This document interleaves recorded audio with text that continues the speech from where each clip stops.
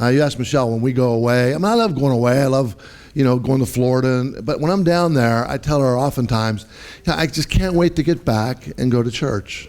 Like this is really good stuff. I don't know if you guys really know. This morning, the music that we had we have every morning, but this morning, it's top notch. Do you know that? Do you realize for a church our size, the quality of music we have, it's phenomenal. And not even just the quality of the music, but the hearts behind the music. I mean, it's real, it's genuine, and it's free, right? I mean, Brock and Shelby and Michelle and Luke went to see Mayer last night, John Mayer, and that wasn't free. They paid a lot of money to go see John Mayer. You can come here with fantastic music, and it's free. You're here with like-minded people. People on the same journey as you. Hopefully you get to hear a good message. Every once in a while, Pete tells me that I have a good one. Just every once in a while. But even beyond that, I love the concept of church. You know what I mean? The concept of it. The idea of like-minded people coming together and sharing in something that's of ultimate importance to us, our relationship with God, our worship to God. I mean, it's just great stuff. And so that concept of us coming together and being so diverse, but yet coming together and kind of being one at the same time. Right? Singing together and yielding to one another. I was talking to Jefferson about worship. Of course, I always say this, that I think worship is this culturally subversive act of mutual submission. Such an important concept for us to learn how to submit to one another. And music, man, it's a great demonstration of that. Because you may not like certain types of music or whatever, but it's not about liking, is it? It's not about liking. It's not even about appreciating. It's about coming together and submitting one to another, and in this spirit of love and cooperation. I just think it's a great thing. And so church is good, isn't it? Until it's not. Until it's not. And I've experienced a lot of church in my life, and I had some great conversations with my friend Jeff over the time that he's here, so I'll probably be mentioning a lot of that. And by the way, I've asked him to speak next Sunday, so you do not want to miss next Sunday because you'll be really, really, you'll really appreciate his ministry. Ask anybody who's not a Christian why they're not, why they don't go to church. Let's put it that way, why they don't go to church. And maybe you've even done that. And what you'll hear is things like, there's nothing there for me. Big thing you hear is, well, there's a bunch of hypocrites, right? Things like that. And maybe it's because they've experienced what I would call toxic religion. And maybe that's been you. Maybe you've experienced toxic religion in the past. And I'd rather be a part of a church that heals rather than hurts. But a lot of people, let's face it, have been hurt by churches. Famously, Gandhi said, I like your Christ, but I don't like your Christians. He said, your Christians are unlike Christ. And so sometimes we do have toxic religion. So this passage we're going to look at today. So Michelle asked me what I was going to do for Easter a while back. And Easter and Christmas are always hard to kind of come up with something new, right? Because, it's just it's Easter. You guys know all the stories. And so I thought I'd kind of take a walk through this last week of Jesus' life, leading up to the cross. And so I didn't intend this, but it kind of happened this way. Last week we were talking about what happened on Sunday, that Sunday before. And so today I thought, well, we'll look at Monday. What happened Monday in Jesus' life on this road to the resurrection. So just to recap a little bit, last week was the Sunday, and we talked about how Jesus rode into Jerusalem and people were expecting another Judas Maccabeus. Remember we talked about our bicentennial, and 200 years before, Judas Maccabeus comes in and cleanses the temple, kicks out all the Gentiles and everything, and reconsecrates the temple, and everybody. It's just fantastic, right? It all going so well Until when? Until it doesn't. And there's all this internal fighting and civil war and killing one another, to the point where it got so bad that the Jews themselves were up in arms with each other so much that they invited the Romans to come into Jerusalem. They invited them in. And so that's kind of where we left last week. And so today we're looking at Monday. And to be honest with you, this passage of Scripture for a long time, there are certain passages of Scripture I just kind of avoid sometimes because I just don't understand them. I just don't get them. And so this one, I've done a lot of thought on this one, and trying to figure out what exactly this means. So here's the story. Jesus is this great, loving teacher, leader, kind and gentle, and then he comes into the temple, and all of a sudden Jesus this must be just a bad Monday for him, because he comes in and he is just upset, isn't he? He's fiery mad, and he comes in and he's flipping tables over, and he has a whip and he's cracking a whip, right? Isn't that what he's doing? And that's what they'd want us to believe, but it's not true. That's not how it went down.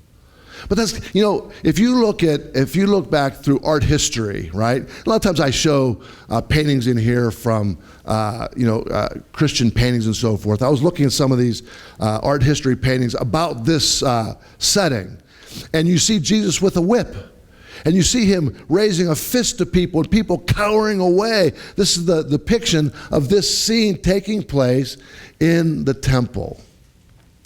And so if that's the case, as we see that, this angry Jesus hurting people, it gives almost us a license to do the same thing. And it's been done throughout history since the time of Jesus. Holy wars and people using this as a proof text. You know what I mean by proof text, right? You find something, you take it out of context, and you say, see, this right here proves that what I'm doing, what I think, how I'm behaving, this validates it. Proof texting. And this has been used for that for a long, long time. Like, for example, the Crusades. What do you say the Crusades were that, right? That Jesus' violence to protect the Temple Mount. The Crusades were doing the exact same thing. The Protestant reformers, they would kill people, they would kill heretics, and they would use this kind of text to justify it. The worst kind of violence, I think, is the violence that's done in the name of God. Wouldn't you agree with that? Violence done in the name of God. But I think when clearly understood, yesterday when I was talking to Jeff about this, and you often wonder sometimes, you're going through it yourself and you're going, at least I do, I go, I think I'm pretty close to being right about this, but there's always a little doubt, but I think I'm on the right track. I said something to Jeff and he was shaking his head, so I was like, okay, I'm on the right track. Like, I know, right? I know that this is resonating. And I think when clearly understood, it's a beautiful, beautiful passage. So it's in your notes. If you have your notes, you can go ahead and look at those. And we'll look at some different texts there. But we're looking at, and actually this is recorded in all four of the Gospels. This scene is recorded. We're looking at Mark chapter 11, starting at verse 25. And the first thing I want us to see in this, let me just read the passage, because this has been a confusing passage to me. Let me ask you guys a question. Look at me for a minute. Is there ever stuff you read in your Bible and you read it and you go, I can't wait to get to heaven or get in front of you, whatever that's going to be, and say, what in the world did this mean? Anybody else? Like, I don't get this. Can you help me? Jefferson commented something yesterday about the Old Testament. He said, there's a passage in there about taking babies' heads and smashing them on a rock. And I go, yeah, that's bizarre, right? I mean, there's a lot of bizarre stuff in there. But I think that there are ways of understanding it if you'll take the time to do it. And that's the trouble, isn't it? A lot of us don't have the time to do that. So you hope that you're part of some sort of teaching or ministry, that somebody's spending the time to do that and not just, kind of tone the line, which brings up something else I just want to mention right now. I don't know exactly how I'm going to do it yet, but I'm going to teach a class coming soon. It's going to be a limited amount of people, and you're going to have to pay to come. I'm going to teach a class on Genesis to really understand the book of Genesis. So there'll be more of that to come as I'm still preparing for it. But it's going to be a small class, limited. And the reason why I'm saying you're going to pay for it is so you feel like I don't want to miss, because it builds on top of one another, right? Each kind of teaching a lesson. If you miss one, you're going to be lost. So, anyways, that's just for the future. So. The first thing I see in this, let me just read it. The next day, as they were leaving Bethany, Jesus was hungry. He said, seeing in the distance a fig tree in leaf. That's important to note there, in leaf. He said he went to find out if it had any fruit. When he had reached it, now think about Monday morning. Is he just having a bad Monday morning, or what's going on here, right? He said when he reached it, he found nothing but leaves, because it was not the season for figs. Okay, well, you can't expect to find figs if it's not the season for figs. Isn't that right? Does that make sense? So when I first read this, is confusing to me. So Jesus is really upset because this fig tree that doesn't have fruit on it isn't in the season for fruit. Is he just he must be having a really bad, that's what I used to think. You know what I mean? Like he's just upset with his tree, and somehow maybe because the tree should know it's Jesus, or I don't know what it is, right? So he said this. Then he said to the tree, may no one ever eat fruit from you again. And then it says, and his disciples heard him say. Later on in the end of the story, we're not going to get there today. Later on, they come past the tree and they go, look, the tree's dead. Like it died. Like Jesus kind of cursed this tree. And so I would read that and I would go, yeah, okay, that's interesting. Let's move on. They have no idea what it meant. I never really did. I never really understood it. So what's going on here? It wasn't the season for figs. So I did some research, and I found that I have a friend who actually grows figs, and I wanted to call him. I did, but he's out of town. But a fig tree gets on it leaves, of course, and then it gets on it something called a breba, B-R-E-B-A, breba, or in, I guess, another word for it is, I don't know how to pronounce it, is T-A-Q-S. And it develops these things, and it's common in the spring. And what it is, it's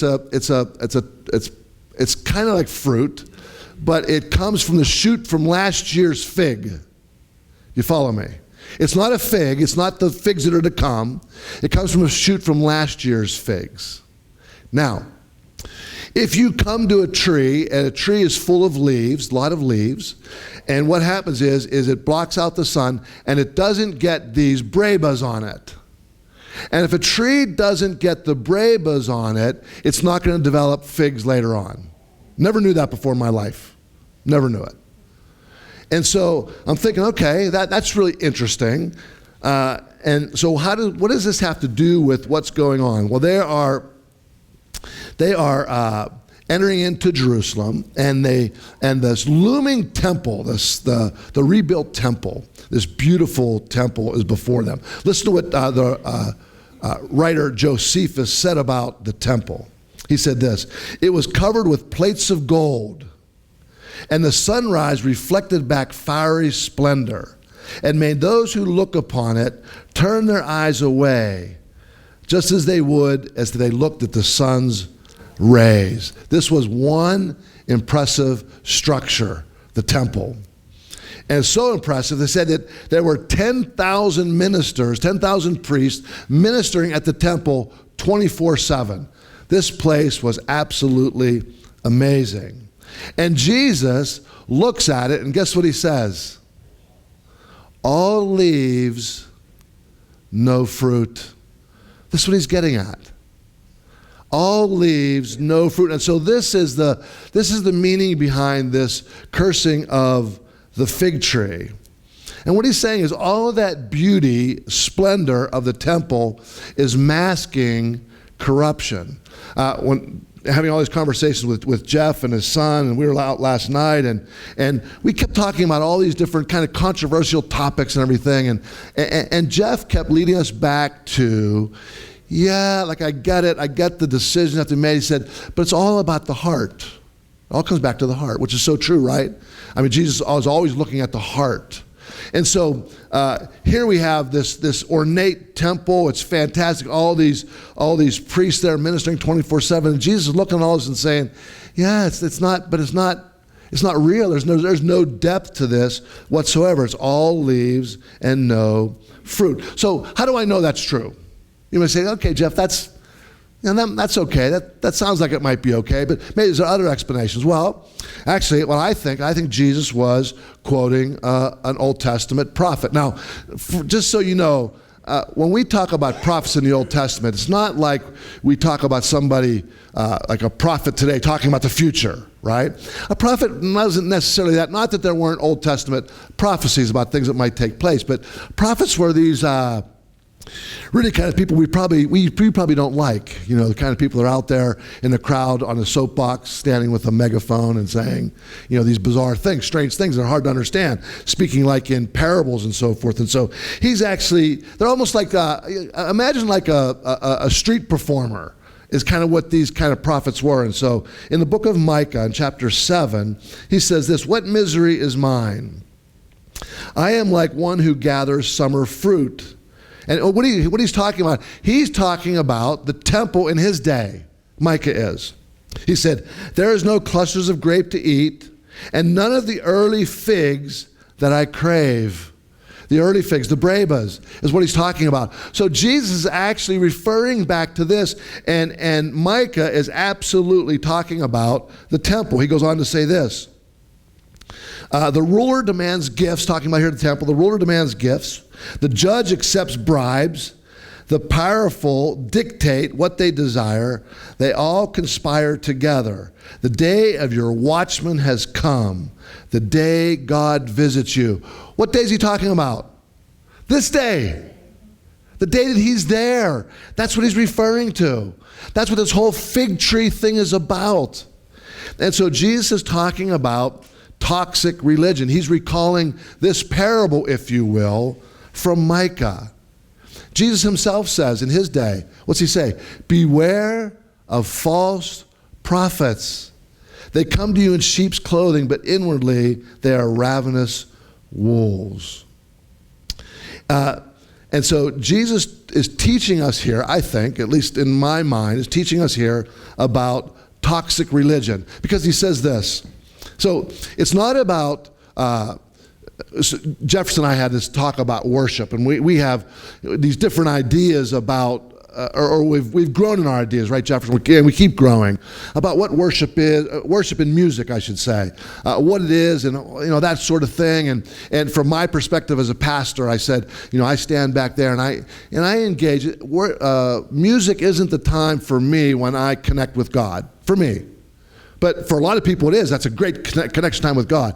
What I'm doing is I'm looking at the words and I'm saying, are these words true to the depiction of God and his love for us and his, right? That sort of thing. I'm looking because I think a lot of our theology and doctrine is caught from our time of worship in music. And so I'm looking at it from that perspective. And then I talked about, using gifts and so forth. And Jefferson told me his kind of, he kind of closed his eyes and he's just focusing on his own worship.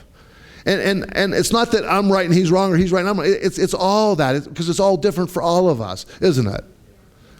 And so the bottom line is this, going back to what Jeff said, it's the heart, right?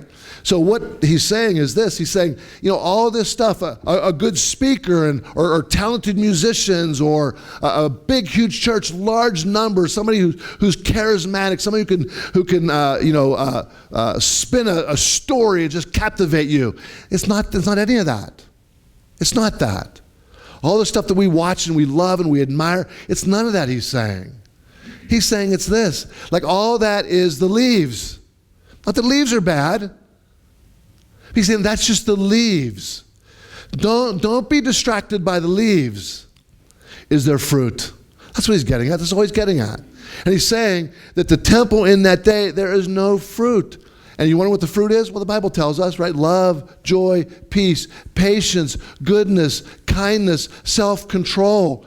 You want to join a ministry. You want to make sure that you are a good example for Christ. Ask yourself, does my life have fruit? You know, oftentimes I love Jefferson being honest up here, because that's the only way to be, really, is just to be vulnerable and be honest. Because if you just lie, you're just lying to yourself. No one else really cares, right? But knowing where you're at and go, yeah, I have some issues, right? And God, help me to be more patient. Help me to be, that song we sang. We talked about this too. About sacrifice, right? Sacrifice is such something that we just don't talk about very much, do we? But the Bible says that the greater love has no man than this, than he sacrifices, lays down his life. And so laying down your life, we just think of it as one thing. Well, that means, dying for somebody else. No, that means giving up maybe some of your hopes and dreams and stuff like that for other people. It's not always about you. And here what we see in the temple is it's just about them. It's just about them. And so the first thing in your notes is Jesus absolutely sees past the externals. He sees past all that. And Jeff, that's what I didn't say that to you last night, but that's exactly what you were saying, is that all these externals, you might think someone's going to behave a certain way or act a certain way, but what's in your heart, the Bible says, right? Out of the abundance of the heart, the mouth speaks. The mouth speaks, the brain's thinking, and you're going to behave that way. Out of what? Out of the abundance of your heart. What's in your heart? I love what Jeff said. He told us, he said, I think that it's hard to know how you behave in a certain situation. That's why it's so important. The Bible says to hide God's word in your heart, right? And have him permeate everything in your life, so that when you are faced with a hard decision to make, right? It's out of your heart that you speak, that you behave. And Jeff told some great stories, and hopefully he'll tell some stories next week, along those lines. And so it's always the heart. And so we had this this picture of Jesus coming into the temple with this whip, right? And now, I have a picture up there of the temple court. This is important to see this. Go ahead and put that up there. Let me just kind of talk you through this. So you see the holy place and the Holy of Holies, but then you see this outer area. You see that outer area there? That's known as the court of the Gentiles. The first temple didn't have that. This is important to know. The first temple, everybody was invited into the first temple. But the second temple had this court of the Gentiles. And right away, what you learn from that is there was a bit of exclusion, a bit of separation taking place between who? Well, between the ins and the outs. The Gentiles were the outs, right? Gentiles were, it's a word for anybody that wasn't a Jew. And so you had this separation in there. And so what we see in any foreigner, really, and so that was their place. And so here's what we see. We see here that in this outer court, in the next part of the story, in there are these sellers of animals and money changers. That's what we see in there. And that's this next scene that we see, Jesus coming in, and he's we're told that he's so upset about this, and he comes in and he has this whip and he's chasing them out and everything. Well, is that exactly what's happening? The reason why they were there is Gentiles were considered to be unclean because they weren't Jews. And there's this, I came across this thing actually just this morning of a sign that was outside, carved in stone, that Jesus would have saw in his day. And so this is the translation for that sign. I didn't have time to get a picture of that, but this is what it said. No foreigner is to enter within the barrier around the temple and enclosure. All right? No foreigner, this is talking about these Gentiles, is to enter. Whoever is caught will be himself responsible for his ensuing death. They didn't want them in there. And so we have to kind of further unpack this story. It wasn't just that they were selling the things in there. I read one historian say that the price of a dove wasn't 2, 3, or 4 times the price. The price of a dove was 100 times the price of a dove.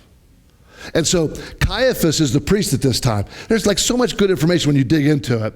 So what happened? The Pharisees were outside the city for a long time, and they sold the doves. And there was only certain money, isn't it convenient, right? It's only certain money that you could use inside the temple. So you had to go and you had to change your money to get temple money to go in, right? And so there were money changers, so you had to change your money. So anybody ever go overseas and go to a money changer?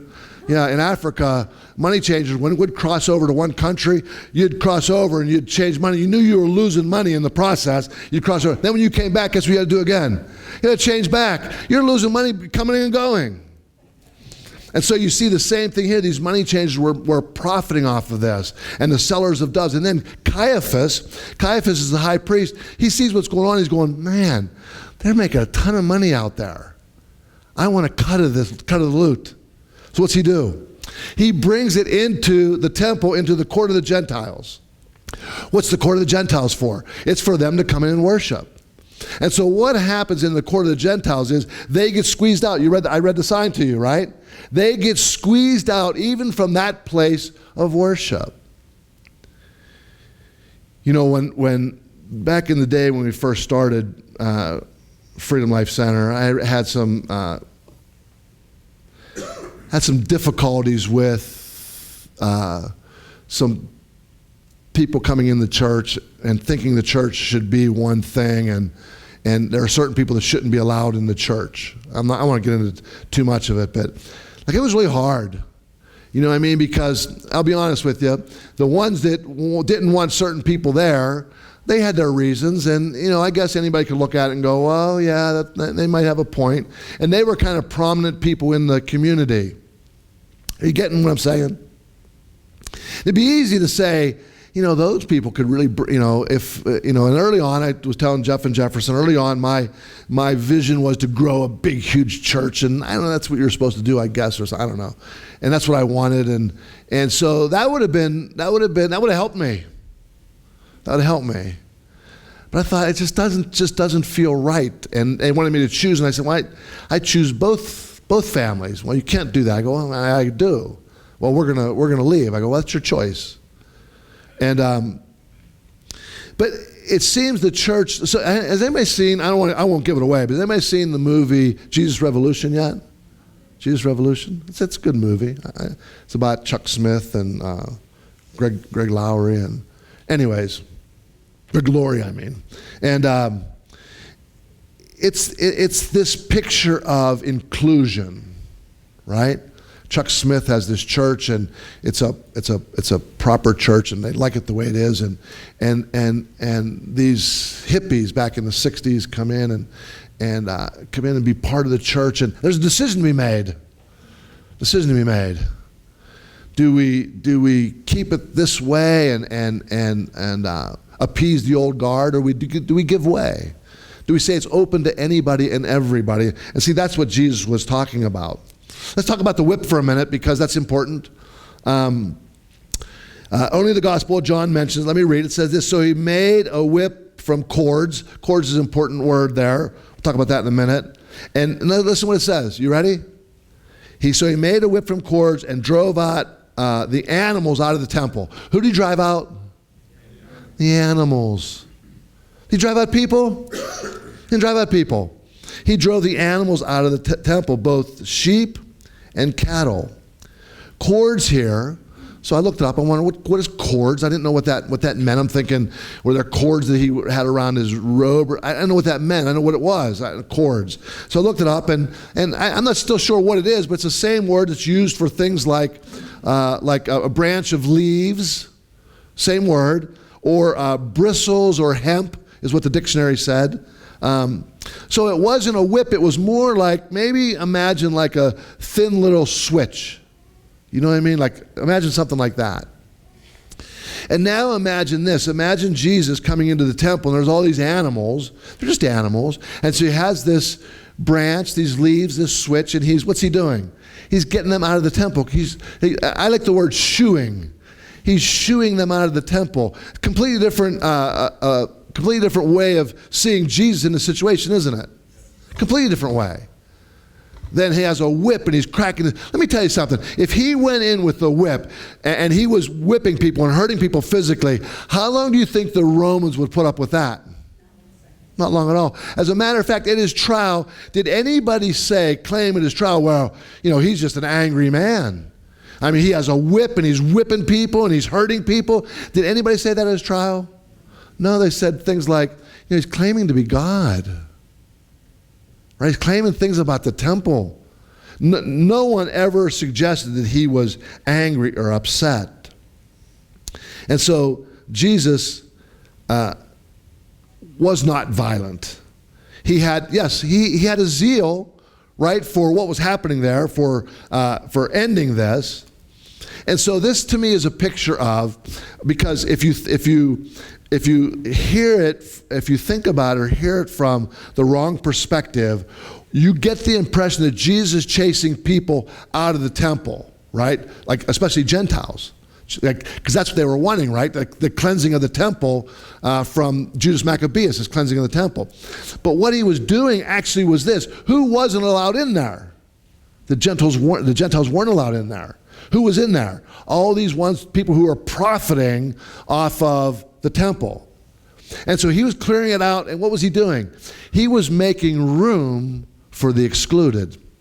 Making room for the excluded. And that's what I liked about the movie Jesus Revolution. You get that sense that Chuck Smith came to a place and said, if we don't let them in, who will? They were excluded in the society at that time, excluded. And so he said, no, we're going to let them in. And I see Jesus doing that. I see Jesus making room for the excluded. And so he's constantly building bridges and barriers. And, I was talking to Jefferson again, and he was telling me about his wife's story, and how she and her family was the first one to come to an understanding of Jesus, and became a follower of Jesus. And it was her that led her whole family, eventually, I didn't know the whole story, but eventually led her whole family kind of down that road, right? And so I see Jesus desiring for us to do the same thing, to make room, right? Not exclude for whatever reason. And you may have, see a family or whatever that's you deem is living a life that you don't approve of or whatever. And I've said this. If I said this once, I said it 100 times here. Is that you would never say, "I'll go to the gym when I'm skinny and thin," right? But people say that about the church. When I get my act all together and get all cleaned up, then I'll go to church. That's when I'll come. No, you come when you go to the gym when you look like me. You're fat and out of shape and you get tired walking up steps. That's when you go to the gym. That's when you come to church, when your life is not put together. And so Jesus is building bridges here. The last point is this. The last point, I'm gonna close. Can you guys come up and do that last song again? Would you guys mind doing that? Somebody get Michelle.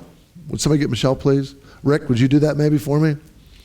I want to do that last song again because I want you to do what I do, and maybe sing if you want, but just look at the words, read the words of this song. It's just such a great song. The last thing is this, and I'll just go through it real quick, is that Jesus defends the exploited. He says this: my house will be a house of prayer for who? For all nations. All nations. He said, but you have made it a den of robbers. Again, he's quoting an Old Testament prophet, Jeremiah. Jeremiah says this: don't you yourselves admit that this temple, which bears my name, has become a den of robbers? Now listen, this is the important bit of this one, Jeremiah. He says this: surely I see all the evil going on here. He said, I, the Lord, have spoken. So friends, don't be mistaken. God sees everything. He sees it. And it doesn't go unnoticed. Josephus wrote this. He said, the high priest was a great hoarder up of money, talking about back in this time.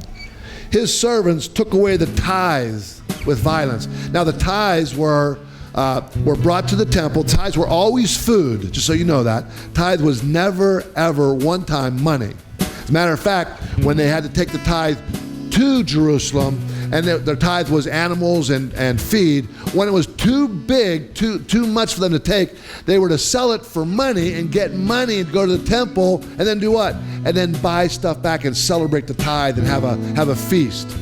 So it says this, it said they would take away the tithes, take away the food that was there for the Levites. That was the way they provided for them. He said beating up anybody who would not hand it over, and nobody could stop them.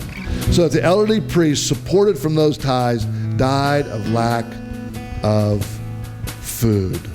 And Jesus sees this corruption and he puts an end to it. Puts an end to it. Jesus is always seeing past the external, friends. Don't be fooled by anybody's external. Jesus sees past all that. He looks to the heart. And Jesus is always making room for the excluded. We should be the exact same way. And Jesus defends the exploited. These are the same things, the same way that Jesus wants us to live our life today. Isn't that true?